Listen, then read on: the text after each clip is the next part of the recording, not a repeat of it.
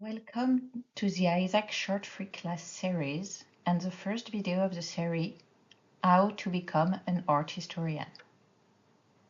In this series of videos, I'm going to explore and interrogate how do I practice ancient art history. The reflections will be based on my own experience as well as on the corpus I am a specialist of. So, I am an art historian working on late antique Iran, which is a period of the Sasanian dynasty. I'm going to give more historical context in the next videos, but here are some important hints. The Sasanian dynasty ruled over a Persian empire from 224 to 651, taking over from the Persian Empire until the conquest of their own empire by the Arab Muslims. The Sasanian Empire, with its capital situated at Ctesiphon, stretched from Armenia to Central Asia. The main religious practice within the Sasanian Empire was Zoroastrianism, and the kings proclaimed themselves Mazdian, or worshipper of Mazda, in their inscription. Ahura Mazda being the supreme god in the Zoroastrian pantheon. But in today's video, we are not going to talk much about Sasanian and late antique Iranian art. As we are trying to become art historian, I guess the first step of doing art history is to interrogate the very word art, its meaning, its definition. Art history is an old discipline, and its existence can be traced back as far as the classical antiquity. But it has really been developed beginning in the 18th century. That is why I think it is relevant to start from the contemporary definition of art to reflect on the practice of art history. The Merriam-Webster dictionary records 6 definitions for the word art. In the whole of those definitions, the definition of art, which interests us here, is based on 2 principal notions: skillfulness and creative imagination.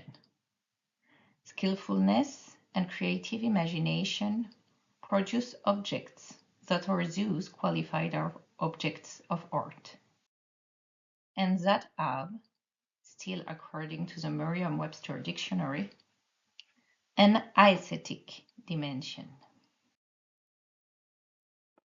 Now, is there an ancient definition for art?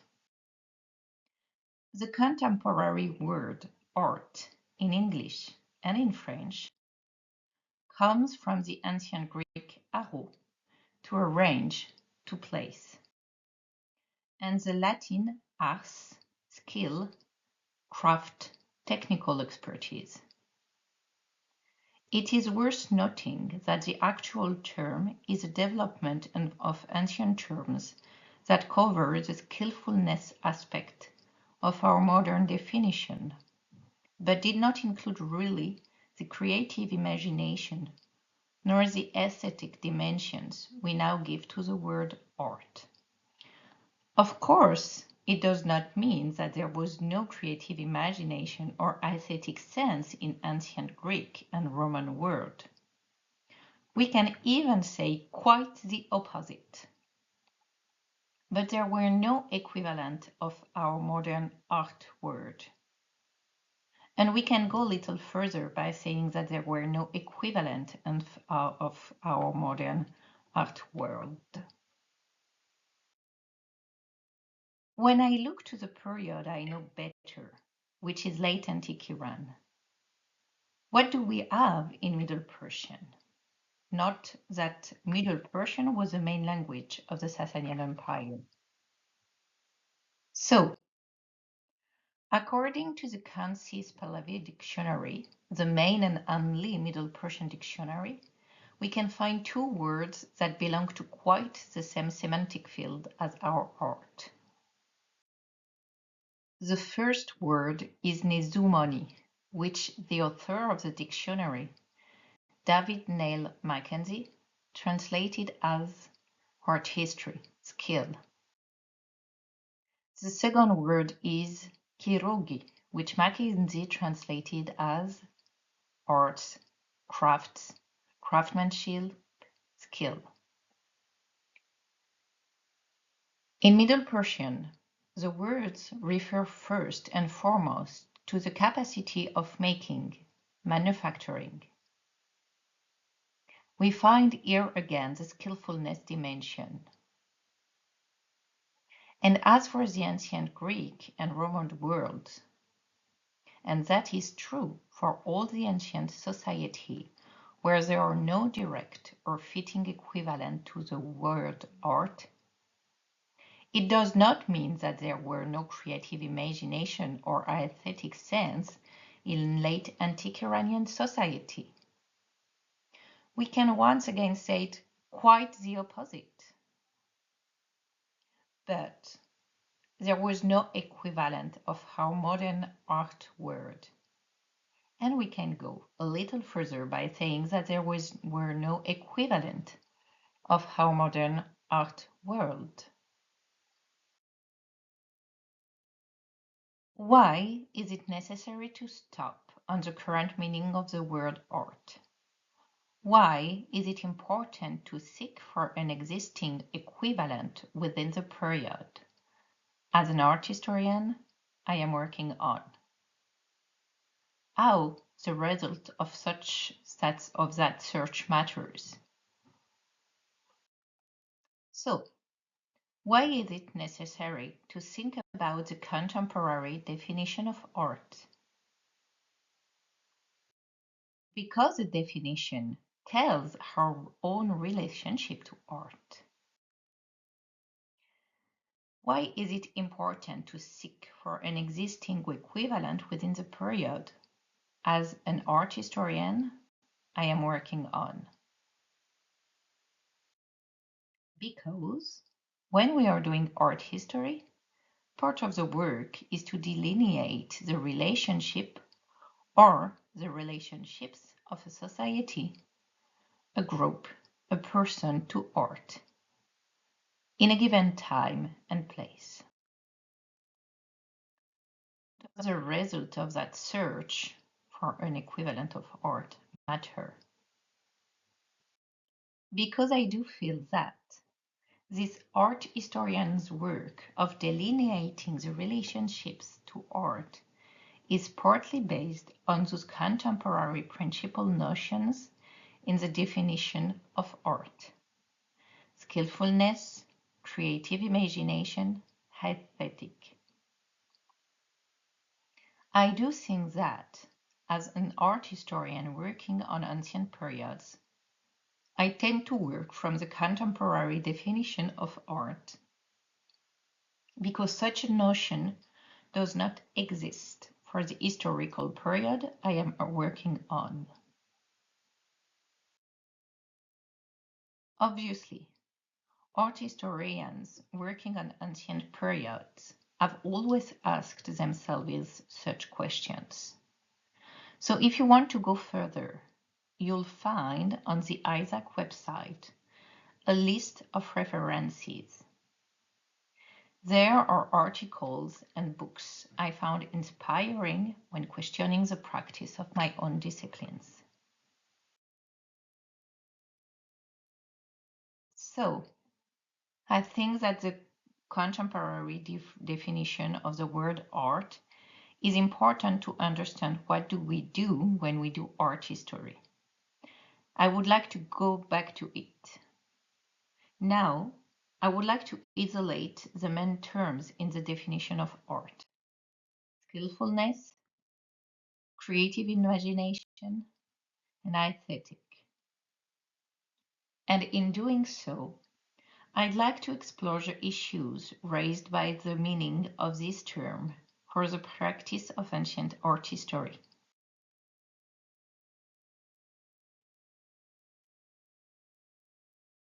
We have seen that skillfulness, it has a very root of the word art, both in its etymology and in its definition. So, how do we recognize skillfulness and decide that indeed it is skillfulness? I think that for some objects from ancient North Africa and West Asia, the skills, the dexterity that have been required to manufacture them are quite evident for a contemporary eye. I would say that the recognition and acknowledgement of skillfulness can easily happen when someone is confronted with the processes of miniaturization at work in the engraving of seals, for example. Recognition of skillfulness can also easily happen when someone is confronted with the processes of perfect symmetrization and the minute details of the Assyrian statues and reliefs, as another example. On the other hand, I would also say that for some kinds of objects, the recognition and acknowledgement of skillfulness is less evident for a contemporary eye. For example, it could be the case with pottery. Of course, we know that it requires a lot of skills to manufacture pottery. But I do feel that pottery can leave a different mark on us. Maybe less on the impressiveness side than a gigantic sculpture or a miniature image on a seal. The question of the video is, what is it that we do when we do art history? It is worth asking. What makes a skill artistic? That aspect is going to be explored more in details in the second video. But here is what I would like to already say about it. The acknowledgement of a skill as being artistic depends on the aesthetic context. What I mean by aesthetic context is the taste, what gives emotion, what gives the feeling of beauty to a person, a group, a community, etc. The implications of recognizing a skill as artistic when doing art history is I may not recognize a production as belonging to art because I do not identify the skills beyond that production as being artistic, depending on my own aesthetic context. Second word now in the definition of art, creative imagination. What we call creative imagination is the ability to create new ideas, concepts, or images. Part of the work as an art historian is to reconstruct that creative imagination's process, or the process of creation.